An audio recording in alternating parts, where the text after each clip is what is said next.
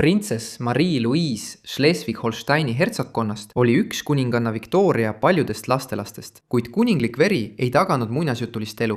Lõksus õnnetus abielus, skandaalide ja depressiooni poolt painatud, kadus ta peaaegu ajaloo annaalidest.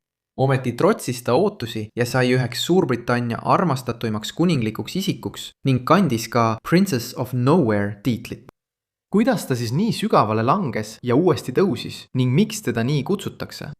Liitu minuga, et teada saada.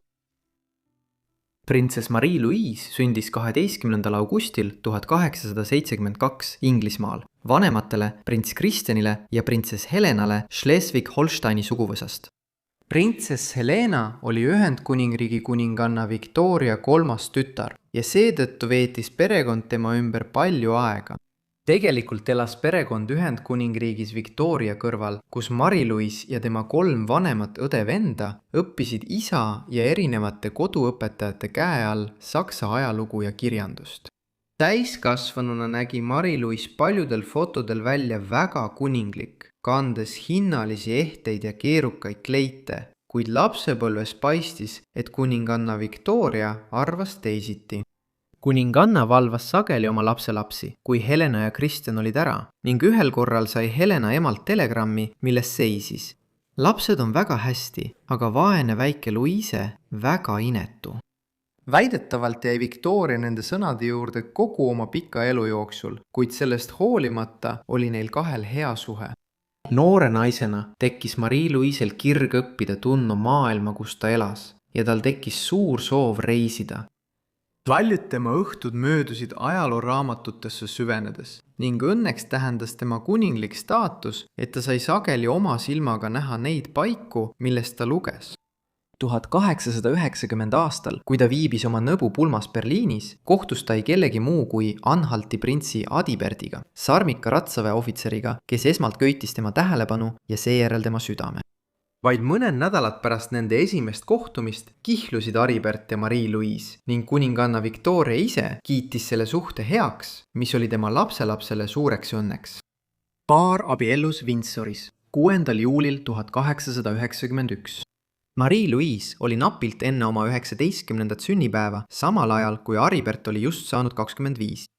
Pärast lühikest mesinädalat, mil nad reisisid mööda Euroopat, asusid nad elama Dessausse, Saksamaale, kuid kolisid peagi Berliini, kui Adibert määrati sinna ratsaväeohvitseriks. Abielu ei olnud aga noorele Marie-Louisele päris see, mida ta oli lootnud. Printsess Marie-Louisil oli kõigi allikate järgi Saksamaal uue eluga raske kohaneda. Etikett ja protokollid, mida temalt kui printsessilt oodati, olid äärmiselt ranged ning ta sattus sageli arusaadavalt eksima. Tema elu keerles tavade ja ajakavade järgimise ümber, mis oleksid olnud keerulised isegi kõige kogenumatele kuningliku perekonna liikmetele. Ta oleks pidanud teadma selliseid asju nagu täpsed kellaajad ja sõnastused, et koordineerida hommikusi tervitusi, mida tema lakei edastab tema äia lakeile. Ta pidi samuti järgima õiget lauakombeid, teades täpselt, keda kõnetada ja millal söögikorra jooksul seda teha. Ühel korral tõi Marie-Louise väidetavalt Inglismaalt reisilt kaasa poksikoti ja poksikindad ning kui ta hakkas neid oma toas kasutama, noomis Adiberti perekond teda sellise vastuvõetamatu ja printsessile sobimatu käitumise eest. Pealegi polnud elu Adibertiga see, mida Marie-Louise oli lootnud. Ta tundis end soovimatuna, justkui oleks ta oma mehele koormaks.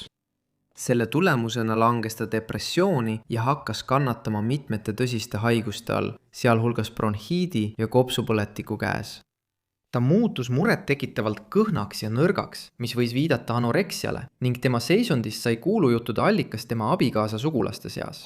Kuid oli piisavalt terve, käis Marie-Louise sageli teistes riikides reisimas, et kodusest tingest pääseda, kuid peagi juhtus midagi, mida ta ei saanud lahendada lihtsalt kodust eeman olles. 1900 aastal, 9 aastat pärast nende abiellumist, avastati, et Adibertil oli suhe teise mehega. Kuigi üksikasjad on endiselt ebaselged, viitavad mõned allikad sellele, et tema armuke oli üks tema teenritest ning et Adibert oli kas biseksuaalne või homoseksuaalne. Mõned usuvad ka, et abielu ei olnud kunagi täidetud. See polnud selline uudis, mida Adiberti perekond oleks soovinud avalikustada ning seetõttu püüdsid nad seda parimal võimalikul viisil varjata. muidugi oli Marie-Louise sügavalt löödud ning raevu ja reetmise pisarates põgenes ta oma endisest kodust Saksamaal, kavatsedes alustada uut elu Põhja-Ameerikas. Mõnda aega reisis ta mööda Ameerika Ühendriike, kasutades varjunime Grafinna von Münstenberg. Adiberti isa oli süüdistanud Marie-Louise'i nende abielu lagunemises, kuid hoolimata sellest saatis ta talle lõpuks telegrammi, käskides tal tungivalt oma poja juurde tagasi pöörduda. Muidugi keeldus ta tegemast, kuid kuhu tal siis veel minna oli? Kas ta võiks jätkata oma elu varjatult?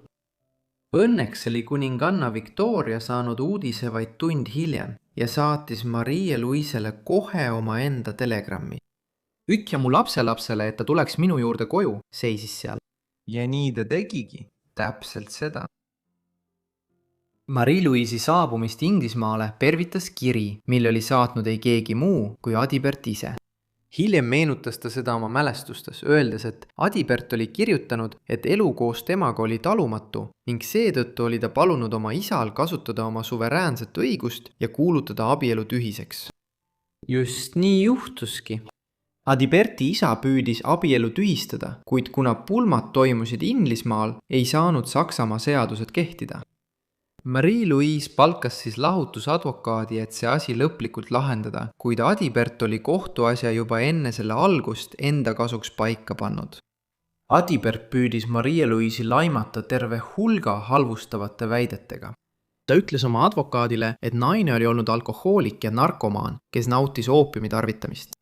Kui kuulujutud hakkasid Inglise ajalehtedes levima, olevat Marie-Louise viidud kokkuvarisemise äärele. Kasvavad spekulatsioonid põhjustasid talle tohutut stressi ning ta pöördus meeleheitlikult oma pere poole toetuse saamiseks, leides varjupaiga oma vanemate juures. Tema isa tegutses peagi otsustavalt, reisides koos temaga Saksamaale, et taotleda abielu õiguslikku ja tsiviilannuleerimist. Peaaegu kohe kohtas ta Adiberti perekonnalt ägedat vastupanu. Heidutamata ähvardas ta väidetavalt tuua Marie-Louise'i lahkumineku tõelise põhjuse Saksamaa Liidunõukogu ette. Sellest ähvardusest üksi piisas. 1900. aasta detsembriks oli abielu kiiresti tühistatud.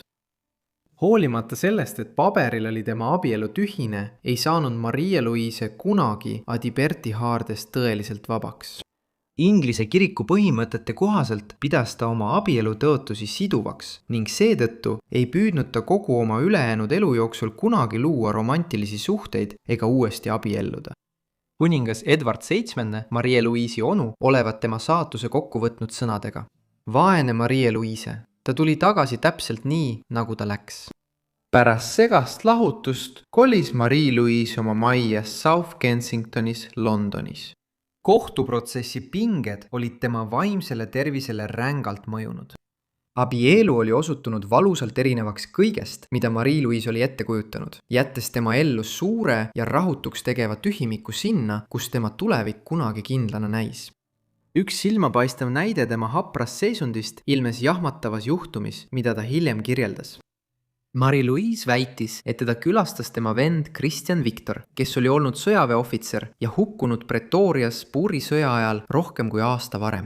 Tema sõnul ilmus Christian vaid selleks, et teda üle vaadata, enne kui ta rahulikult alla trepist kõndis ja hoiatas, et ta ei järgiks teda.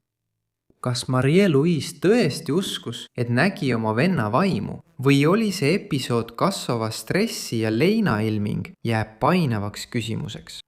Varsti julgustas Marie-Louise'i ema Helena teda tegelema ühe oma huvialaga, haigla ja heategevustööga. Ta veetis aega haiglatele raha kogudes, asutas neile mitmeid toetusorganisatsioone ning teda võis sageli näha haiglapatsiente külastamas. See näis talle hästi mõjuvat. Ta mitte ainult ei parandanud oma mainet pärast katastroofilist kohtuasja Adibertiga, vaid teiste toetamine aitas tal ka oma muredest eemale saada. Varsti lõi ta endale laiema sõprade ja tutvuste võrgustiku, kuid peagi olid saabumas 19. aastad ja koos nendega suur sõda. Esimese maailmasõja ajal kolis Marie-Louise koos oma tädi Beatrice'iga Kensingtoni paleesse, lohutades teda, kui tema poeg, prints Maurice, sai 1914. aasta oktoobris Ypres esimeses lahingus surma. Päeval rajas printsess Bermondsey's haigla ja juhtis seda kogu sõja vältel ise. siin veetis ta aega koos nende ohvritega, keda oli tulistatud, gaasitatud või pommitatud, aidates neil taastuda ja toetades neid ka vaimse tervise probleemide korral. Suur sõda tõi aga peagi kuningliku perekonda kaasa mitmeid muudatusi. Sõja alguseks olid kuninganna Victoria ja tema järglane Edward VII juba lahkunud ning troonil istus kuningas George V. Kõigi andmete kohaselt olid tal head suhted Marie-Louise'iga ning George oli rõõmus, et tema nõbu oli pääsenud raskest abielust ja saanud Inglismaal perega taas ühineda. George teadis ka, et käimasoleva sõja tõttu hakkasid sakslaste vastased meeleolud Suurbritannias levima. Teades, et praegune kuningliku perekonna nimi, Saksi, Coburgi ja Gotha, tekitas rahva seas rahulolematust, otsustas ta selle muuta. Võttes endale rangelt inglispärase nime ikoonilise Briti lossi järgi, võttis George V kuningliku nimeks Windsor. Ta soovis katkestada sidemed oma saksa juurtega ja näidata sõja ajal solidaarsust Briti rahvaga. Seega keelati Briti kuninglikul perekonnal nüüdsest kasutada oma saksa tiitleid. Marie-Louise'i jaoks, kelle ainus tiitel oli Schleswig-Holsteini printsess, kustutas see dekreet tema identiteedipaberil, muutes ta niinimetatud Eikusagimaa printsessiks, sildiks, mis jäi teda saatma kogu elu. Kahjuks ei antud talle kunagi uut tiitlit ja seetõttu, hoolimata sellest, et ta oli printsess, tundus peaaegu, nagu ta ei kuuluks enam ühegi kuningliku perekonna hulka. Erinevalt teistest kuninglikest isikutest, kellele määrati uued tiitlid, jäi Marie-Louise justkui õhku rippuma. Võib-olla seetõttu, et tal polnud järeltulijaid ega poliitilist kasu tema uues seisuses. Ülejäänud elu jooksul kandis ta ametlikult lihtsalt tiitlit tema kõrgus, printsess Marie-Louise. Hoolimata oma uuest identiteedist kui Eikusagimaa printsess elas Louise jõukat ja täisväärtuslikku elu. Üldsus hindas teda kõrgelt, kuna tema isetu heategevustöö jätkus veel peaaegu 4 aastakümmet. Ta avas ja laiendas oma karjääri jooksul haiglaid ning veetis märkimisväärselt palju aega raha kogudes, et toetada tervishoiuteenuse osutajaid üle kogu riigi. King's College'i haigla, Sõjamemoriaali haigla, ÜRO ühing, Pimedate juhtkoerte ühing ja Wayfarers Trust olid vaid mõned näited paljudest mittetulundusühingutest, mida ta kogu oma elu jooksul toetas. Ta veetis samuti aega Suurbritannia elanikega kohtudes ning püüdis vähendada lõhet kuningliku perekonna ja töölisklassi vahel. Ta külastas söekaevandusi, sõitis bussiga ja elas isegi mõnda aega korteris.